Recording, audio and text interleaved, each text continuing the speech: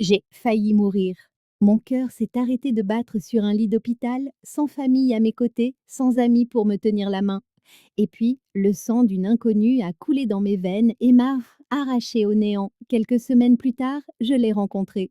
Je ne le savais pas encore, mais la femme assise en face de moi lors d'un événement de bénévolat m'avait déjà sauvé la vie. Ce qui a commencé comme de la gratitude s'est rapidement transformé en quelque chose de plus profond, quelque chose d'interdit, car elle n'était pas seulement belle. Elle était mariée à un homme, et homme, si vous aimez les histoires d'amour authentiques et sans farde, abonnez-vous, aimez cette vidéo et laissez un commentaire. Que feriez-vous si votre âme sœur appartenait à quelqu'un d'autre? C'est arrivé un mercredi, un matin ordinaire, café, échéance, mon téléphone qui vibrait sans cesse, puis le noir. Je me suis effondrée dans la cuisine. Pas d'avertissement, pas de douleur, juste une chute dans le vide absolu. La chose suivante dont je me souviens, c'est de me réveiller dans un lit d'hôpital, la bouche sèche, les poumons endoloris, les yeux brûlants sous les néons. Des machines m'entouraient, certaines émettant des bips faibles, d'autres pulsant avec un rythme qui semblait se moquer de mon cœur pour m'avoir abandonnée. Je ne savais pas quel jour on était, je ne savais même pas si j'étais en vie, jusqu'à ce qu'une infirmière me serre doucement la main et murmure: «Vous avez réussi». Apparemment, cher, mon cœur s'était arrêté. Un arrêt cardiaque soudain, sans symptômes dans préalable, sans famille à proximité. Un voisin avait entendu le bruit de ma chute et avait appelé les secours. Les ambulanciers m'ont choqué 2 fois sur le chemin de l'hôpital. J'étais morte pendant près de 2 minutes. Ils m'ont dit que ce n'était pas les chocs qui m'avaient sauvée. C'était la transfusion sanguine. J'avais perdu tellement de sang pendant les convulsions qui avaient suivi. Et j'ai un groupe sanguin rare. Ils étaient à 2 doigts de me perdre. Mais une poche avait été donnée juste 2 jours plus tôt par une femme. Une compatibilité parfaite. Cette pensée m'a hantée. Une inconnue m'avait sauvé la vie par un simple acte de bonté silencieux. J'ai demandé à savoir qui elle était. Je voulais la remercier, la serrer dans mes bras, la comprendre, mais l'hôpital a refusé. Donne anonyme, ont-ils dit, confidentiel. Je détestais cette réponse. C'est devenu une obsession. Chaque nuit, allongée dans mon lit d'hôpital rigide, je repassais ces mots en boucle. Une femme l'a donné. Juste ça, un ange sans nom à qui je devais la vie. Quand j'ai enfin pu sortir, je n'arrêtais pas de penser à elle. Qui était-elle? Pourquoi avait-elle donné son sang cette semaine-là? Savait-elle seulement qu'elle avait sauvé quelqu'un? Avait-elle ressenti quelque chose au moment où mon cœur s'était remis à battre grâce à son sang? C'était irrationnel, je le savais, mais je me sentais connectée à elle, comme si une partie d'elle vivait maintenant en moi. Et puis, comme si le destin n'en avait pas fini avec moi, je l'ai rencontrée. Pas à l'hôpital, pas par miracle. C'était lors d'un événement de bénévolat 1 mois plus tard. J'étais encore faible, en convalescence, mais je voulais faire quelque chose pour me sentir vivante. Elle était au bureau d'inscription, souriante, pleine d'assurance, sa voix douce mais ferme. Quand je lui ai dit mon nom, elle a levé les yeux et je le jure, quelque chose a scintillé entre nous. De la reconnaissance? Le destin? Peut-être que je romance la scène aujourd'hui? Son nom était Stilina, et je ne le savais pas encore, mais c'était le nom inscrit sur le dossier de donneur que l'hôpital ne m'avait jamais laissé voir. Mais même alors, avant de connaître la vérité, je l'ai senti au plus profond de ma poitrine. Cette attraction. Lina, la femme qui allait à la fois me sauver et presque me détruire. Elle s'est présentée comme Lina, juste Lina. Pas de nom de famille, pas d'histoire, juste un sourire décontracté et un porte-bloc. Elle m'a tendu un stylo, m'a indiqué où signer et est passée au bénévole suivant. J'aurais dû laisser tomber, mais je ne l'ai pas fait. Pendant le reste de la journée, je n'ai pas arrêté de la regarder. Elle se déplaçait avec un calme déterminé, coordonnant les cartons de dons alimentaires, aidant les participants âgés à trouver des chaises, plaisantant avec le personnel. De temps en temps, nos regards se croisaient. Elle m'a souri une fois. L'effet a été aussi puissant qu'un défibrillateur. Il y avait quelque chose dans sa façon d'être, une confiance douce peut-être, ou peut-être que je cherchais simplement quelque chose en elle, une raison de croire que ce n'était pas un hasard. Plus tard dans l'après-midi, je l'ai rattrapée près du point d'Ohéo. Elle essuyait la sueur de son front avec le dos de sa main. «Salut», ai-je dit, nerveuse, «merci d'organiser tout ça». Elle a souri. «Merci d'être venue. La plupart des gens s'inscrivent et ne viennent jamais». J'ai ri. J'ai frôlé la mort récemment. Ça m'a fait reconsidérer l'idée de poser un lapin. Son expression a légèrement changé, comme si elle avait perçu quelque chose que sous mes mots. Ah oui? Ouais, arrêt cardiaque, le système entier est à l'arrêt. Sans une donneuse de sang miraculeuse, je ne serais pas là. Je ne tendais pas une perche, ou peut-être que si. Avec le recul, je crois que je lançais un appât émotionnel en espérant qu'elle le morde. Elle m'a regardée étrangement un instant, pas choquée, juste curieuse. Waouh, a-t-elle dit? Heureuse que tu ailles bien, que tu ailles bien, c'est intense. J'ai hoché la tête. J'essaie de retrouver la donneuse. L'hôpital ne veut pas me donner son nom. Elle a hésité. Est-ce que ça changerait quelque chose de savoir qui elle est? C'est ici, si, tout? J'ai haussé les épaules. Je j'ai l'impression de tout lui devoir.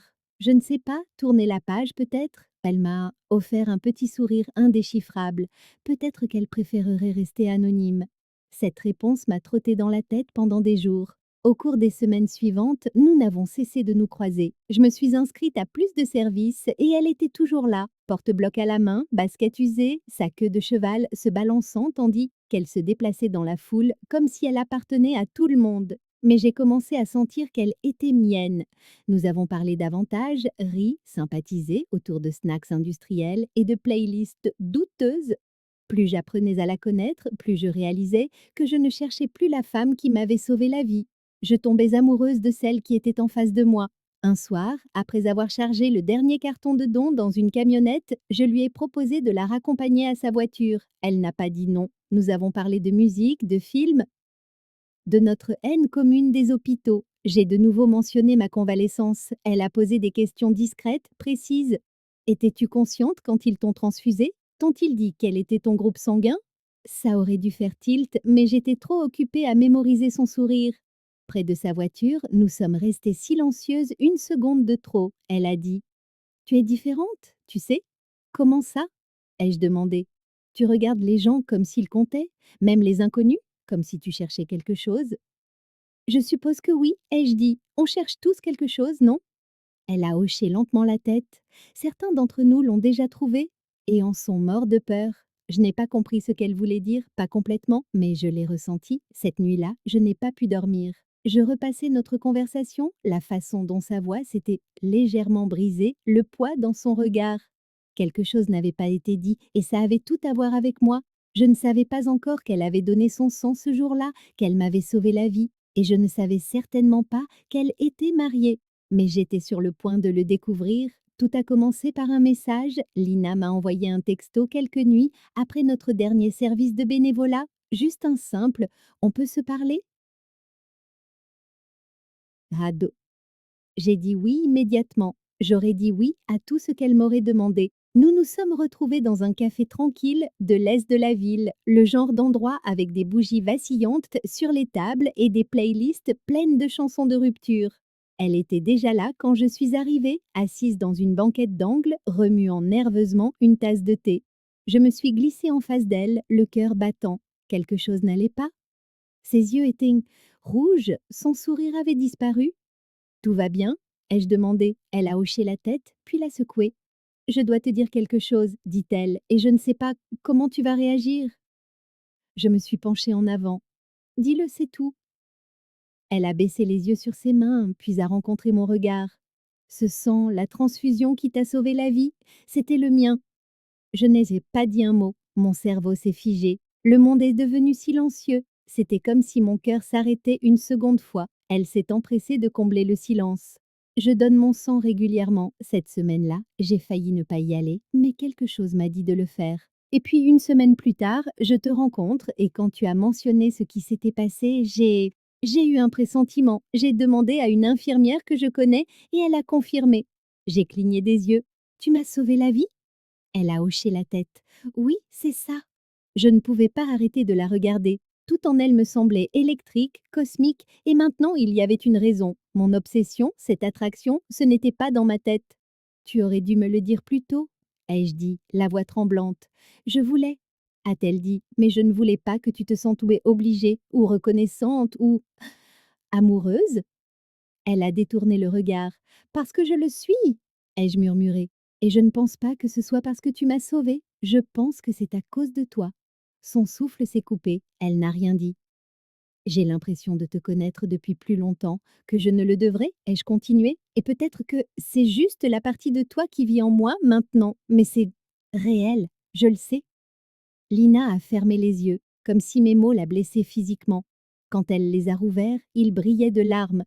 Il y a autre chose, a-t-elle dit. Je ne t'ai pas seulement caché ça parce que j'avais peur, je l'ai fait parce que je suis mariée. De nouveau le silence, lourd, brutal. À un homme, a-t-elle ajouté. Bien sûr, parfaite, magnifique, mariée à un homme. Mon estomac s'est noué. Mais tu ne l'aimes pas, ai-je dit. C'était plus une affirmation qu'une question. Je ne sais plus ce qu'est l'amour, a-t-elle murmuré. Je me suis levée, je suis allée à la fenêtre. Mes mains tremblaient. Je voulais crier, rire, pleurer. Elle m'a suivie. Je n'avais pas l'intention de tomber amoureuse de toi, a-t-elle dit doucement. J'ai essayé de lutter, mais chaque fois que tu souriais, chaque fois que tu parlais de ta douleur, je me sentais plus proche, comme si l'univers m'offrait une seconde chance. Une seconde chance pourquoi? Elle a hésité, puis pour être honnête sur qui je suis. Ça m'a brisé, toute la douleur, toute la confusion, tout ce désir m'ont enveloppée comme une tempête. Elle m'avait sauvée, oui, mais elle était aussi en train de me détruire. Je ne peux pas être ton secret, ai-je dit. J'ai été assez invisible dans ma vie, je ne le referai pas. Elle a baissé les yeux. Je comprends. Sommes restés là, sachant toutes les deux près de ce que nous voulions et ce que nous ne pouvions pas avoir. Cette nuit-là, j'ai pleuré jusqu'à en avoir mal à la gorge, non pas parce qu'elle m'avait sauvée, mais parce que j'avais enfin trouvé quelqu'un qui me voyait et que je ne pouvais pas la garder. Je n'ai pas vu Lina pendant 2 semaines. Pas de texto, pas de service ensemble, rien. Je me suis dit que c'était mieux ainsi. Elle était mariée, j'étais fragile, une contradiction ambulante de traumatisme et d'obsession. Mais je ne pouvais pas m'empêcher de penser à elle, à la façon dont elle avait dit une seconde chance. Comme si j'étais plus qu'une coïncidence, comme si j'étais un miroir qu'elle avait passé des années à éviter. Puis, un après-midi pluvieux, elle est apparue devant mon appartement, trempée, grelottante, les yeux gonflés comme si elle avait pleuré pendant des heures. Je ne pouvais pas rester loin, a-t-elle dit. Je l'ai fait entrer sans un mot, je l'ai enveloppée dans une couverture, je lui ai fait du thé, même si mes mains tremblaient tout le temps. Je lui ai dit, a-t-elle finalement lâché. Je me suis figée. À ton mari? Elle a hoché la tête. Je lui ai parlé du don de sang, de notre rencontre, de tout. Je me suis assise en face d'elle, le cœur battant. Qu'est-ce qu'il a dit? Elle a eu un petit rire amer. Il a dit qu'il l'avait toujours su, qu'il y avait une partie de moi qu'il n'avait jamais pu atteindre. Il m'a demandé si je t'aimais. Et qu'as-tu répondu? J'ai dit oui. Je ne pouvais plus respirer. Je n'avais pas prévu ça, a-t-elle continué. Je l'ai épousé parce que c'était facile, sûr. Je pensais que si je suivais le script, les sentiments disparaîtraient. Ce n'était pas arrivé. J'ai pris sa main. Elle l'a serrée comme si c'était la seule chose réelle qui restait au monde. Je veux être honnête, a-t-elle dit, pour la première fois de ma vie, avec lui, avec toi, avec moi-même. Et maintenant? Ai-je demandé. Elle m'a regardée, les yeux emplis de peur et d'espoir. Je ne sais pas, je suis toujours mariée, j'ai besoin de temps, mais je voulais que tu saches la vérité. Je l'ai attiré plus près, sa tête sur mon épaule, son souffle saccadé contre mon cou. C'était comme être dans l'œil du cyclone, un calme temporaire. Les jours suivants ont été un entre deux. Des textos, des appels tard dans la nuit, de longues promenades dans des rues désertes et où nous ne nous touchions pas, ne nous embrassions pas, mais ressentions tout. Elle s'était toujours chez elle, dormant toujours dans le même lit qu'un homme qu'elle n'aimait plus. Elle a promis qu'il ne se passait plus rien, mais la culpabilité la rongeait. Ce n'est pas juste pour toi, m'a-t-elle dit un jour. Tu as raison, ai-je répondu, mais je suis toujours là.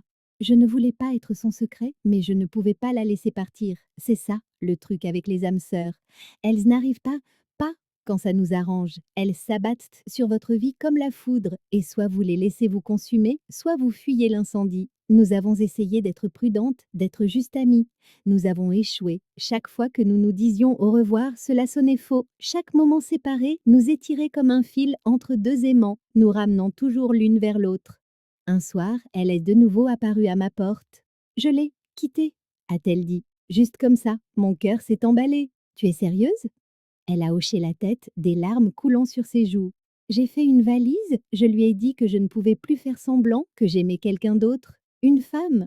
Je l'ai embrassé, non par passion, mais par un soulagement profond et désespéré.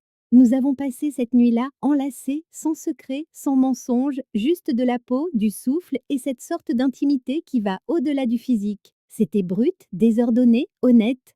Au matin, elle regardait le soleil se lever par ma fenêtre.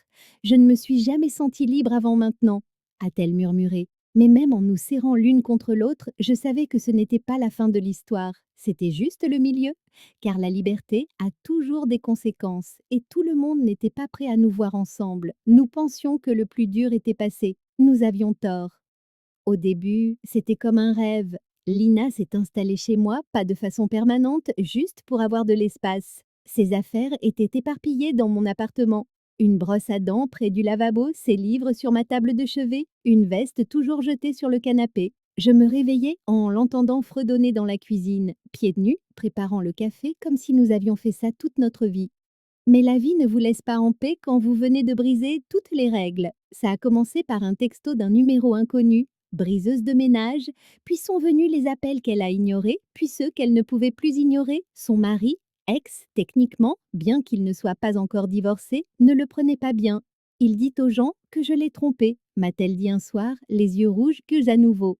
Je me suis assise à côté d'elle, furieuse. Tu ne l'as pas trompé, tu t'es échappée. Il dit que je suis instable, que tu m'as séduite. Ça m'a blessée plus que je ne voulais l'admettre. Je savais qu'il se raccrochait aux branches, essayant de déformer la réalité pour sauver son ego, mais les mots faisaient mal. Ça ne s'est pas arrêté là.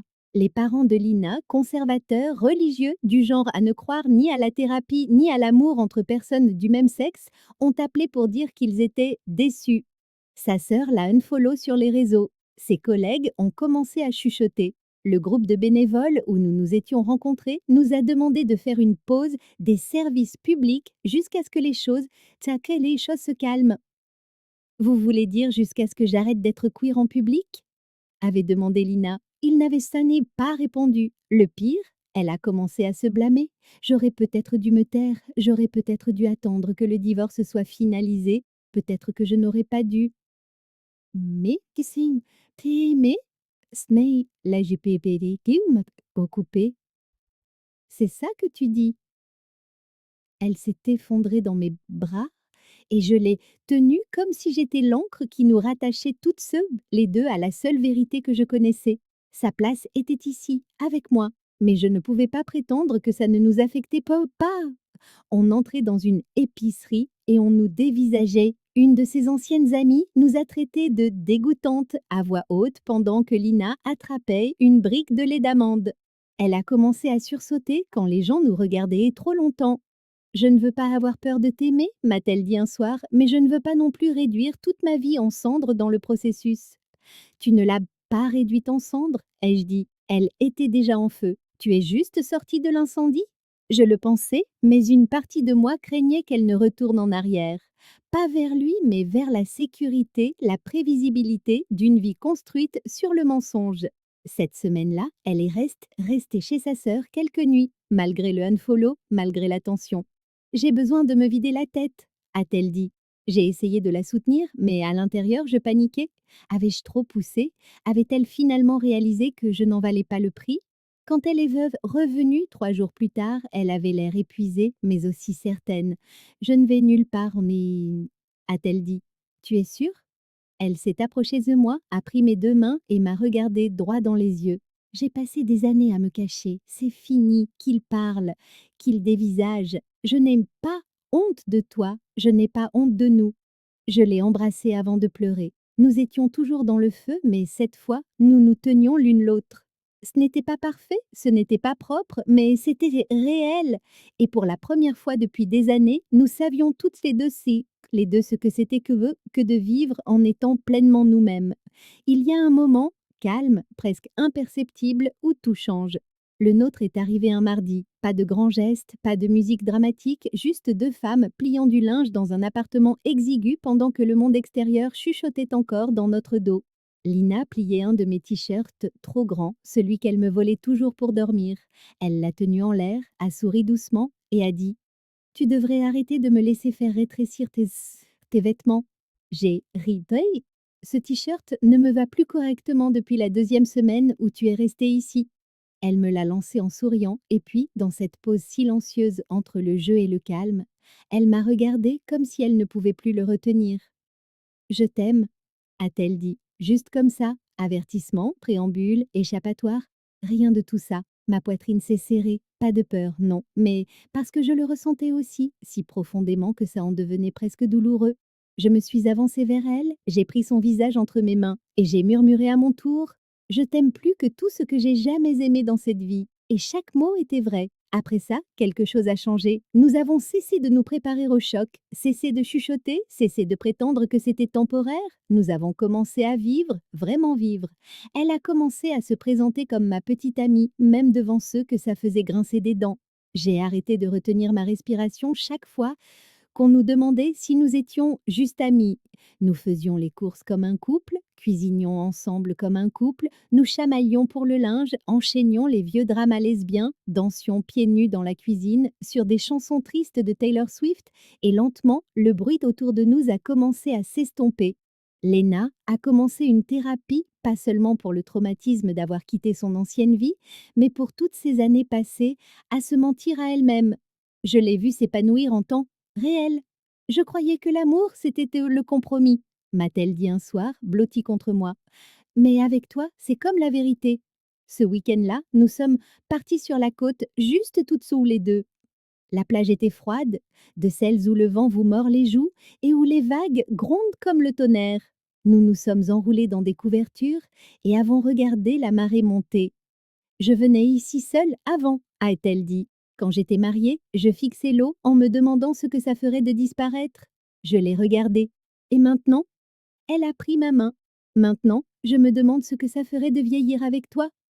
Nous n'avons pas parlé pendant un long moment. Nous n'en avions pas besoin. Les vagues parlaient mieux que pour nous. Plus tard cette nuit-là, de retour dans la petite maison de location, nous avons fait l'amour, lentement, délibérément. Ce n'était pas la première fois, mais c'était différent, comme un serment. Sa peau contre la mienne n'était pas seulement chaleur et mouvement, c'était la mémoire, la gratitude, la sécurité, la survie. Le genre d'intimité qui ne vient qu'après la douleur, après le choix, après s'être choisi encore et encore, même quand le monde disait non.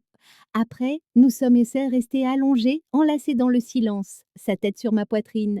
Je crois que je n'ai jamais été aussi heureuse, a-t-elle murmuré. J'ai embrassé son front. Moi aussi.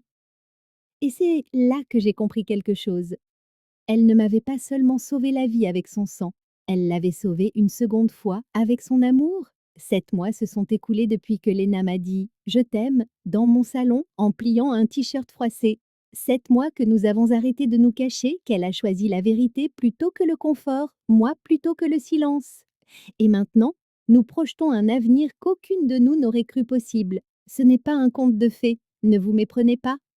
Il y a encore des jours où elle sursaute quand son téléphone s'allume, où le passé frappe à la porte comme un invité indésirable.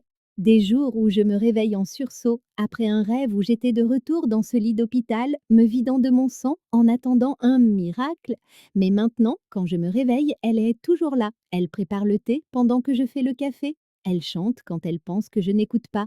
Elle me pique toujours mes chemises, oublie encore de refermer le dentifrice, pleure toujours devant les histoires d'amour queer à la télé, parce que pendant si longtemps, elle ne croyait pas que nous avions droit à une fin heureuse. Et pourtant, nous sommes là.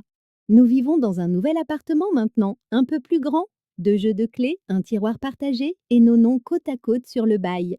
Les voisins nous connaissent comme le couple qui a trop de plantes et qui rit trop fort, et ça me va très bien. Le divorce de Lena est prononcé. Ça n'a pas été simple, mais c'était nécessaire. Elle en est sortie avec moins que ce qu'elle méritait, mais plus que ce qu'elle avait espéré. La liberté, la clarté et son amour-propre. Ses parents? Toujours distants, mais la glace commence à fondre. Sa sœur lui a envoyé un message vocal la semaine dernière, une sorte d'excuse. Le mot pardon n'a pas été prononcé, mais il était là, enfoui sous des questions maladroites comme comment ça va? C'est un. Vous avez des photos de vacances? Oh, moi, ça Hangai. Un progrès. Le monde ne nous a pas encore totalement acceptés. On nous lance encore des regards, on entend encore des chuchotements à l'épicerie et on fait face à des silences d'haine gênés lors deuil, lors de dîner. Mais maintenant, nous affrontons ces moments avec force, parce que nous avons nos mains pour nous tenir l'une à l'autre. Parfois, le soir, dans notre lit, nous parlons de l'avenir. Le mariage? Peut-être un jour, aucune de nous n'est pressée, pas après tout ce que nous avons traversé. Des enfants? C'est une question, une vraie question maintenant. Nous ne savons pas à quoi ça ressemblerait, mais nous savons que nous les élèverions avec plus d'amour que la plupart des gens. Ou peut-être que nous continuerons simplement à construire cette vie, une plante, une playlist, une promenade au coucher du soleil à la fois. Nous ne sommes plus pressés. Nous avons déjà connu le chaos. Maintenant, nous choisissons la paix. Un après-midi, je lui ai demandé: est-ce que tu regrettes quelque chose? Elle m'a regardée, vraiment regardée, et a dit: Je regrette de ne pas t'avoir rencontré plus tôt. Mais d'un autre côté, je n'aurais peut-être pas été prête. Elle tombe. Ah, tu as été en ton dedans. J'ai hoché la tête. Je t'aurais aimé quand même. Et c'est vrai, même si elle avait encore été mariée, même si elle ne m'avait jamais dit que le sang était le sien, même si elle m'avait brisé le cœur. Parce qu'il y a des gens qui entrent dans votre vie et tout bascule. L'air, la gravité, votre perception du temps. Ils vous révèlent des facettes de vous-même que vous ne saviez même pas en attente d'être aimé. Léna était cette personne pour moi. Pas seulement la femme qui a donné son sang, pas seulement la femme qui m'a sauvé la vie, mais la femme qui m'a appris ce que l'amour est censé être quand il est vrai. Si vous êtes arrivé jusqu'ici, merci d'avoir écouté notre histoire. Elle n'était ni simple ni parfaite, mais elle était à nous. Si vous avez déjà aimé quelqu'un que vous n'étiez pas censé aimer, si vous avez déjà dû choisir entre le confort et la vérité, si vous avez déjà eu peur d'être qui vous n'êtes pas seul. Et l'amour, le vrai, l'amour honnête, en vaut la peine. Si cette histoire vous a touché, mettez un like, abonnez-vous et dites-moi dans les commentaires. Avez-vous déjà rencontré quelqu'un qui a tout changé?